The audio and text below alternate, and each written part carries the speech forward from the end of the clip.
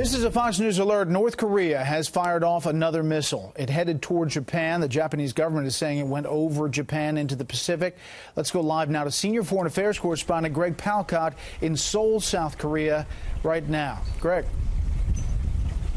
Brett, we're getting the information from a variety of sources. It appears that this projectile, this missile, launched from the area around Pyongyang, the capital of North Korea, just a little bit before 7 a.m. local time here in the Korean Peninsula. That would be about a half an hour ago. It then flew eastwards, and by all accounts, it crossed the Sea of Japan, and it crossed the Hokkaido Island, the northern island in the archipelago of Japan, and apparently went further through into the Pacific Ocean.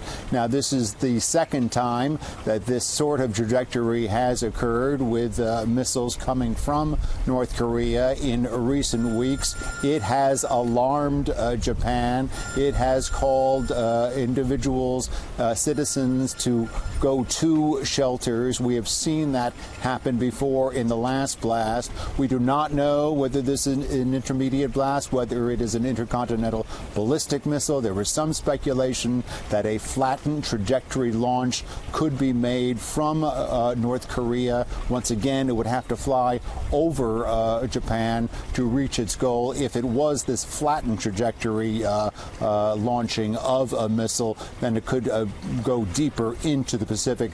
We're waiting on that now. Of course, all of this is happening while North Korea very busy with its own rhetoric, its own talking, not just about the United States, but in fact about Japan during the day. Let's take a listen to what's been said today.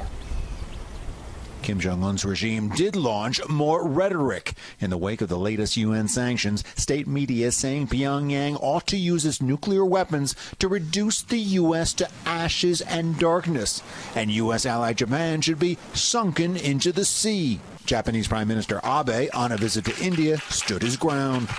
The whole of the international community must fully implement the recently adopted United Nations Security Council resolution and force North Korea to change its policy. Secretary of State Tillerson in London, meeting with UK Foreign Secretary Boris Johnson and others, also promoted the UN resolution. Additionally, he called on North Korea ally China to do more. I am hopeful that China, as a great country, a world power, will decide on their own and will take it upon themselves to use that very powerful tool of oil supply to persuade North Korea to reconsider its current path towards weapons development. Back in Seoul, some are more pessimistic about the prospect of reining in the North Korean regime. I don't think, unfortunately, there is any way to stop them now. No way.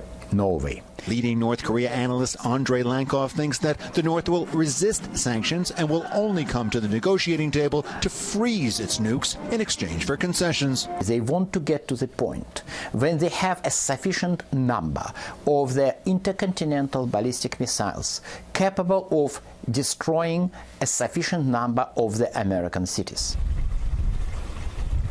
Again, analyst Lankov talking about North Korea building up an arsenal of intercontinental ballistic missiles that could hit the United States. We don't know exactly what this missile was that was launched from Pyongyang in the direction of Japan over that into the Pacific Ocean, but certainly it is a part of this ongoing, very active missile testing program that we have seen from North Korea, coupled with a test a short while ago of a nuclear device, and it is an arsenal that now is beginning to be reckoned with.